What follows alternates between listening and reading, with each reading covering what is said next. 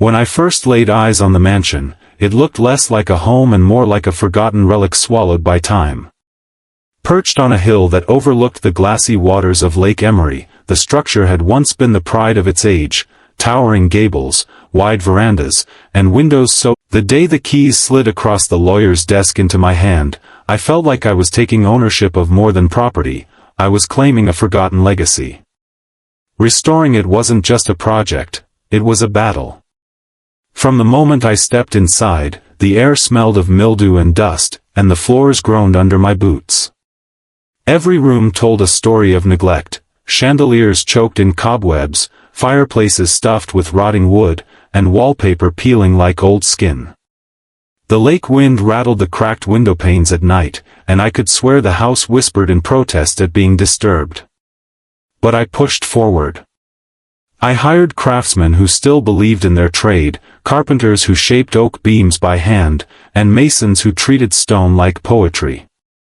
Together, we ripped out rot, scrubbed soot, and replaced every shattered piece with love and sweat. I slept on an air mattress in the grand ballroom for months, my breath misting in the cold air as I dreamed of what it would look like lit with chandeliers again. Every hammer strike, every nail driven, became a note in a song of resurrection. Slowly, the mansion began to rise again, like some slumbering beast stretching awake. By the end of the first year, its reflection on the lake looked alive once more. Neighbors began to notice. What had once been considered a haunted ruin was now the talk of the town. Boaters slowed on the lake to snap photos, and joggers stopped along the trail just to admire the progress. The house seemed to take on a kind of personality, glowing with pride as scaffolding came down and the gardens blossomed under my care. I uncovered marble flooring beneath thick dust, restored an oak staircase with rails that gleamed like bronze in the sun, and polished stained glass windows until they bled colors across the hardwood floors. The mansion had character, dignity, something money couldn't buy but care could restore. For me, it was never about showing off wealth. It was about proving to myself, and maybe to the town too, that history deserves to live. I'd finally built the kind of home I could see myself growing old in, walking its halls with peace in my heart. That peace, however, would not last. Because one morning, as I was pruning roses near the veranda, a cluster of clipboards and smug smiles walked up the driveway. The Homeowners Association had arrived, and with them came a storm I never could have imagined. They looked entirely out of place standing on my gravel drive, city-polished shoes scuffing against the stones, sunglasses flashing in the sun, and a woman in a beige suit holding herself like a queen among peasants. "Good morning, Mr. Harper," one of them began, his voice rehearsed like a salesman's pitch. "We represent the Lake Emery Estates Homeowners Association." I blinked at them, confused. Lake Emery Estates? My property had been standing long before subdivisions were even carved into the land. Before I could ask what they were doing there, the woman stepped forward, flipped open a folder, and announced words that made me laugh outright at first. "According to our records, you owe the association back dues, dating all the way to 1974. She said it with the confidence of someone delivering a verdict, as though my laughter was a mistake. "Excuse me?" I replied, wiping the dirt from my gloves. "This house sat abandoned for decades. I just bought it, restored it with my own money. And you're telling me I owe dues for years when no one even lived here?" Her expression never wavered. "Ownership is ownership," she said. "Our bylaws are clear." What started as irritation boiled into something deeper: anger, disbelief, even amusement at their audacity. These people, who had never lifted a hammer or turned a wrench in this house, who had no claim to the sweat that rebuilt it, were now circling like vultures over my victory. They flipped through papers, talking about accumulated fees, penalties, and interest owed, as if I were some negligent tenant. I stared at them against the backdrop of my resurrected mansion, the lake sparkling behind it, and realized something vital. This wasn't just about money. This was about power. They wanted to test me, to see if the newcomer who revived the old mansion would kneel to their manufactured authority. And as they droned on, I felt something awaken in me that was stronger than the stone walls around us, a refusal to bow. I didn't bring this house back from death just to let it be strangled by red tape and arrogance. If they thought I was going to roll over and hand them what they demanded, they didn't know me at all. I didn't sleep that night. I sat in the ballroom, the one I had painstakingly restored, with its chandeliers now glowing warmly above me and the oak floors polished to a mirror's shine, and I thought about every word the HOA representatives had spoken. Their smugness haunted me more than the creaks of the mansion ever had. I kept hearing the woman's voice echoing in my head, "Ownership is ownership." She had said it like a final decree, as though no amount of common sense or truth could outweigh the law she claimed to represent. I pulled out the thick folder of deeds, transaction records, and closing papers I had signed when purchasing the mansion.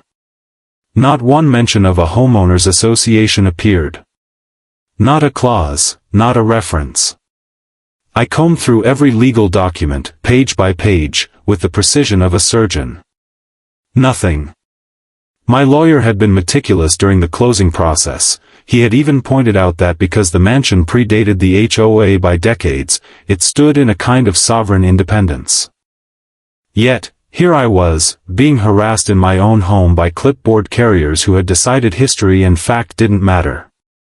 As dawn broke over Lake Emery, its orange glow painting the walls, I made myself a promise: if they wanted a fight, I'd give them one. The days that followed were a blur of letters, phone calls, and research. They sent me an official notice with a figure so ridiculous it bordered on comedy: 49 years of unpaid dues, interest compounded, plus community improvement fees. According to them, I now owed a six-figure sum. 6 figures, for decades when the mansion had been a hollowed-out carcass with no one living inside. It felt like a shakedown, a mob-style extortion attempt wrapped in bureaucratic ribbon. My lawyer, Mr. Dalton, an old friend of my late father's, nearly choked on his coffee when I handed him the letter. "They're bluffing," he said, thumbing through the pages. "No court in this state is going to uphold dues on a property that wasn't even active in the association when it was abandoned.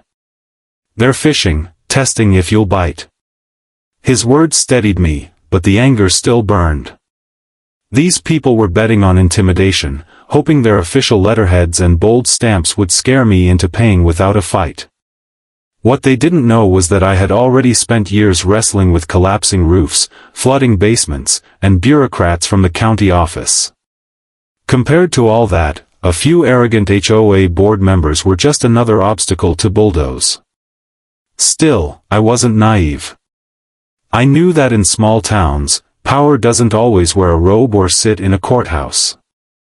Sometimes it wears beige suits and organizes pancake breakfasts, slowly strangling anyone who doesn't conform. The HOA had their claws sunk deep into Lake Emery estates. They controlled zoning appeals, noise ordinances, even the landscaping regulations that dictated what color mulch people could spread in their flower beds. Neighbors feared them, not because the rules made sense, but because they wielded fines like weapons. I heard stories. Families forced to repaint entire houses because the shade of white was too bright, retirees hounded over mailbox heights, and one poor couple who had nearly gone bankrupt fighting a battle over their dock being too long.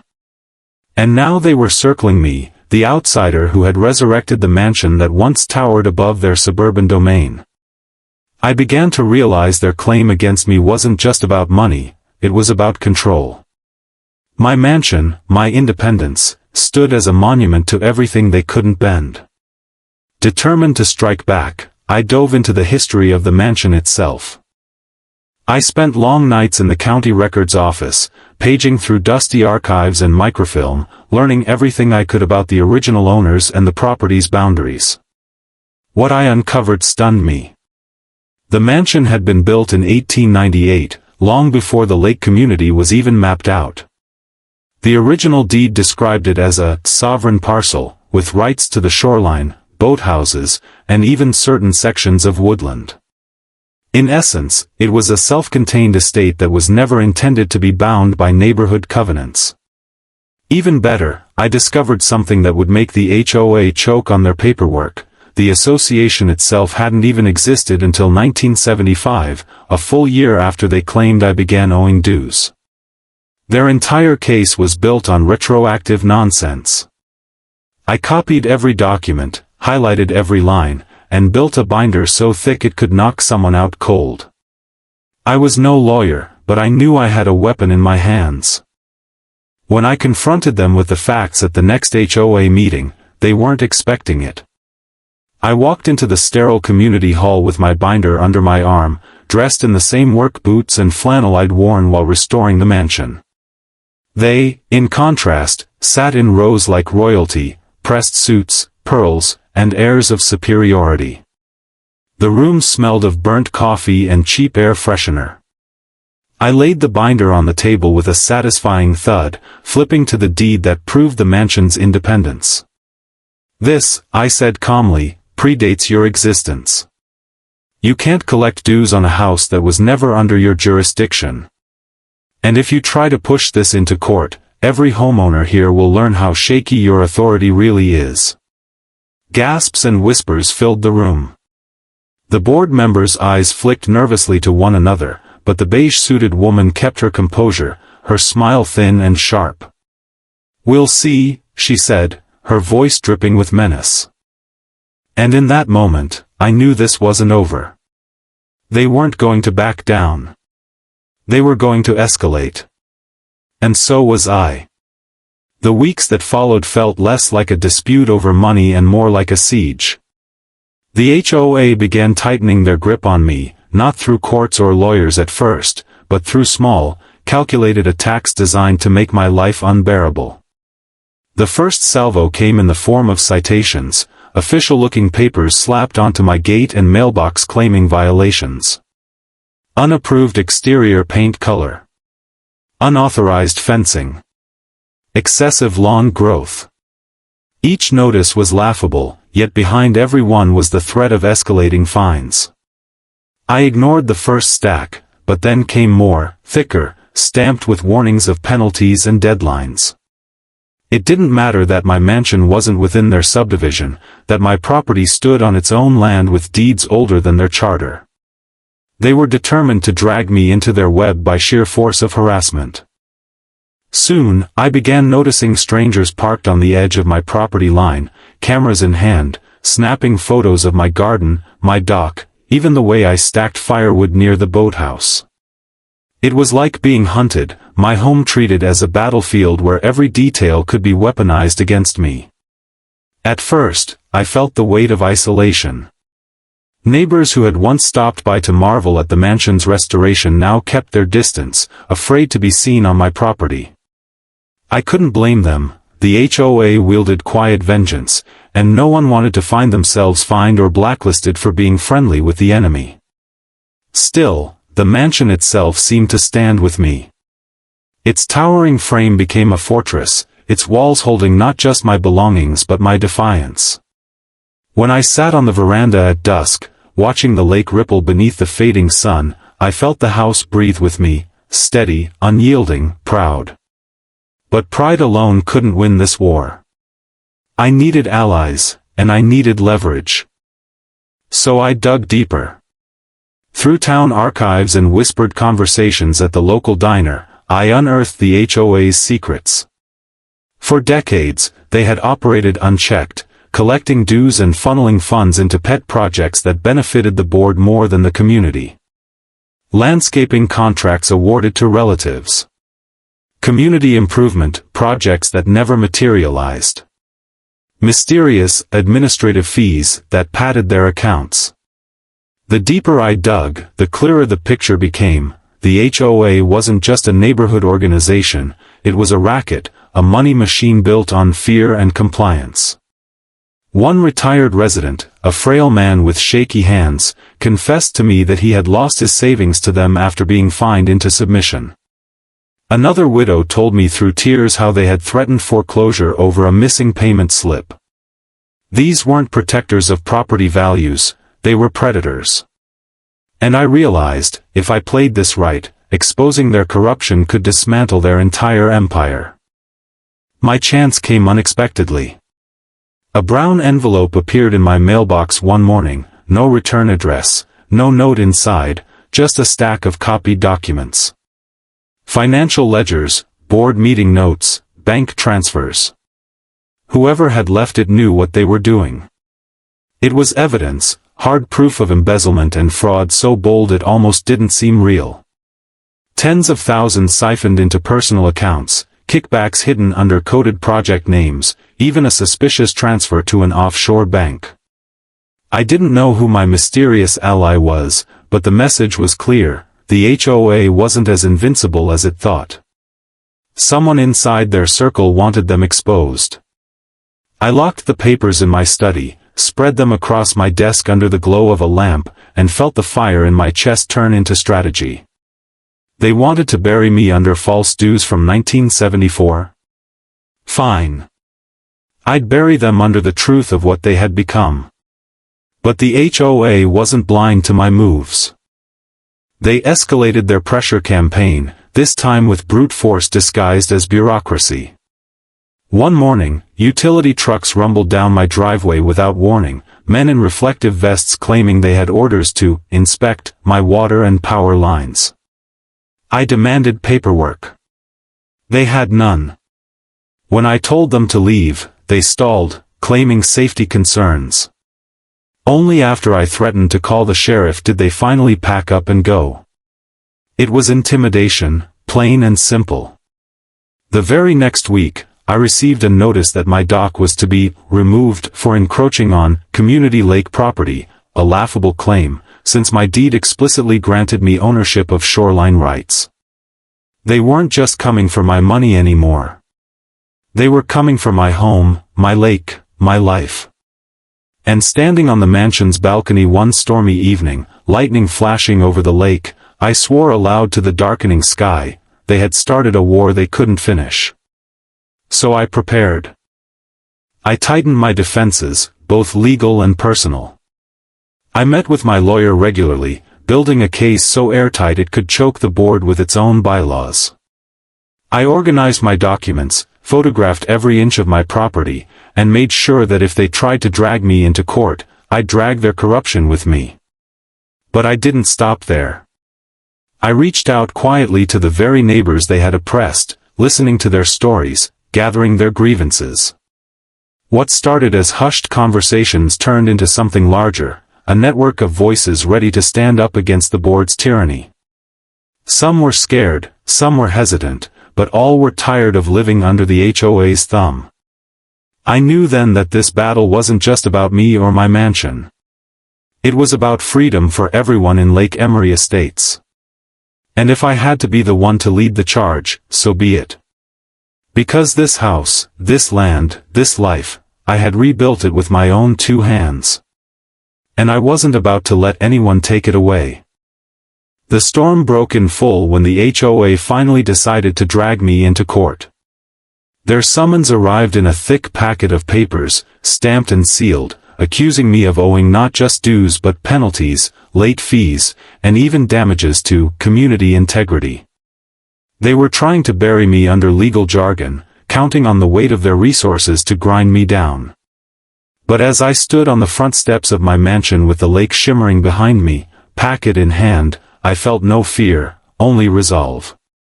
This wasn't just about defending myself anymore. This was about pulling back the curtain on who they truly were. In the days leading up to the hearing, my study became a war room. Piles of evidence lined the shelves, from historical deeds to the financial records I'd been anonymously gifted. Late into the night, I pored over every document, my lamp burning until dawn. The mansion creaked and settled around me, its bones old but unbreakable, like the resolve that kept me upright. I knew the board thought they had cornered me, but they had no idea I had already mapped out every weakness in their walls. The courtroom was packed on the day of the trial. Residents from all around Lake Emery filled the benches, curious and divided, some rooting for the HOA out of fear or habit, others quietly hoping I'd bring them down. The board sat together at the front, polished and smug, their lawyer a sharp-tongued man in a pinstripe suit who sneered at me like I was already beaten. But when my turn came to speak, I didn't posture or boast. I simply opened my binder, flipped to the first deed, and laid the history of my mansion bare. This house, I said, my voice steady, was built in 1898.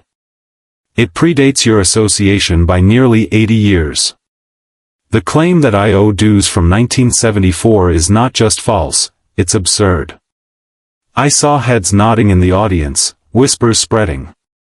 Then I unveiled the financial records, one by one, projecting them on the screen for everyone to see. Transactions, embezzlement, slush funds. Gasps rippled through the room as the truth unfolded. Their lawyer objected, sputtered, tried to dismiss it as irrelevant. But the judge leaned forward, his brow furrowing as he examined the pages. And in that silence, I knew the tide had turned. The board's facade began to crack. Their chairwoman, the woman in the beige suit, shifted uncomfortably for the first time since I'd met her. The smug smiles vanished, replaced by frantic whispers among themselves.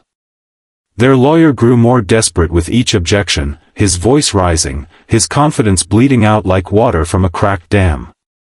I stayed calm, methodical, laying out fact after fact until the picture was undeniable. The HOA had overstepped their authority, targeted me with fraudulent claims, and siphoned funds from the very people they claimed to represent. The judge's gavel struck down hard, silencing the chaos. The association has no legal standing to enforce dues upon this property, he declared. And these financial discrepancies will be referred to the district attorney for investigation. Cheers erupted in the courtroom, the sound of years of pent-up frustration breaking free. For the first time, the board members looked small, just petty tyrants stripped of their armor. But victory in court was only the beginning. Exposing them publicly had lit a fire in the community, and neighbors who had once been silent now began to rise. Meetings were called, petitions circulated, and within weeks, the entire board was under pressure. Some resigned quietly, others tried to cling to power, but the tide had shifted.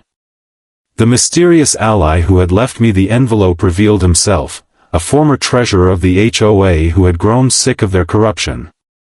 With his testimony and the documents, law enforcement began their investigation, and suddenly the predators found themselves cornered. The same people who had wielded fear for decades were now forced to answer for every shady dollar and every unjust fine. The mansion that had once been the target of their greed had become the fortress from which their empire crumbled. I watched all of this unfold from my veranda, coffee in hand, the lake glimmering as though reflecting my relief.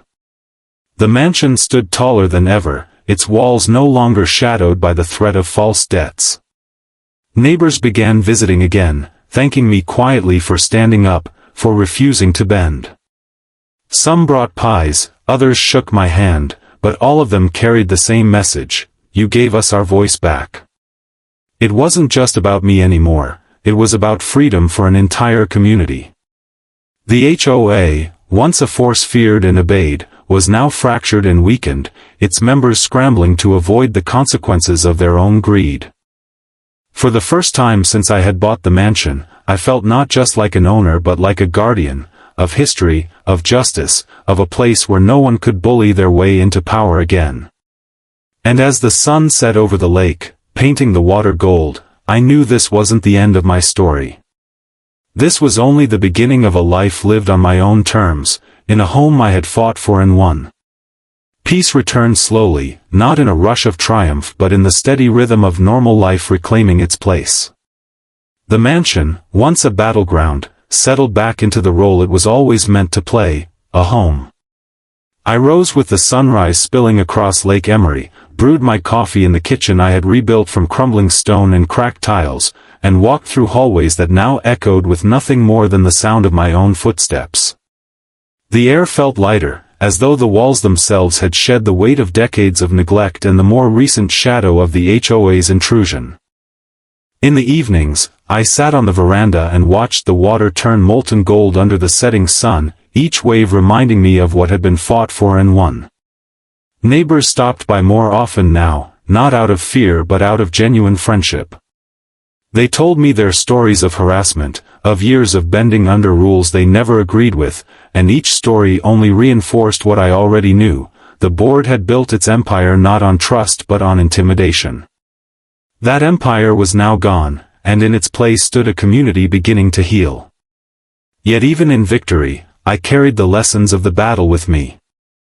I learned that power, left unchecked, will always seek to grow beyond its rightful boundaries. The HOA had tried to reach into my life with phantom debts stretching back to 1974, twisting history to suit their greed. They failed, but only because I refused to yield. Others before me had yielded, out of exhaustion, fear, or lack of means, and I thought often of them. The widow who had nearly lost her home, the retiree who had been bled of his savings, the families who had painted and repainted their houses until their wallets were empty just to please a board of tyrants. My victory wasn't just mine, it was theirs too, a late but necessary justice.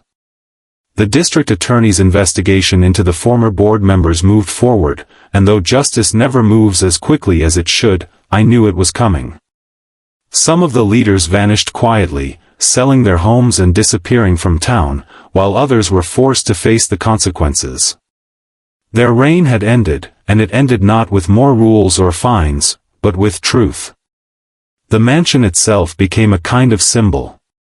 People started calling it the house that stood alone, a reminder that sometimes history resists being rewritten by bureaucracy. Local papers wrote stories about the case, painting me as the stubborn outsider who had toppled the HOA giant. I didn't crave the attention, but I welcomed the awareness it brought. Other communities began questioning their own boards, asking where their money went, demanding transparency. Change, like ripples across the lake, spread outward from one fight to many. And though I never set out to be a crusader, I realized my battle had become something larger than myself. I had bought the mansion to restore beauty, but in the end, I had restored dignity, to myself, to my neighbors, and to anyone who had ever been told they were powerless against authority. With the mansion fully restored, I began new projects. The boathouse was rebuilt, its beams sturdy and smelling of fresh cedar. The gardens flourished under my care, roses blooming where thorns and weeds had once reigned. I opened the doors of the ballroom to host community gatherings, free from HOA oversight, where neighbors laughed without fear of citations and fines. Children played in the gardens, running beneath the shadow of the old oak trees, and I realized that the house was alive again not just because I had fixed its walls, but because people filled it with joy. The echoes of hammer strikes and lawsuits were replaced by music, laughter, and the clink of glasses raised in quiet celebration. I had fought for this place, and now it was more than mine, it belonged, in spirit, to everyone who had once been silenced. Sometimes, late at night, I stand at the window in the study, looking out across Lake Emery. The moonlight dances on the water, and the mansion behind me creaks in the familiar, comforting way old houses do. I think about that first day, when the keys slid into my hand and I stepped into ruins I could barely imagine saving. I think about the night the HOA marched up my driveway, demanding debts from a time when the house was little more than rubble. And I think about every moment since, the battles, the fear, the discovery of strength I didn't know I had. If there's one truth I've carried with me, it's this: a home is more than wood, stone, and glass. It's a stand, a declaration of who you are and what you will protect. They tried to take that from me, but in the end, they only sharpened my resolve. This mansion, this lake, this life, I earned them. And no board, no bully, no false claim from 1974 or any year after will ever change that.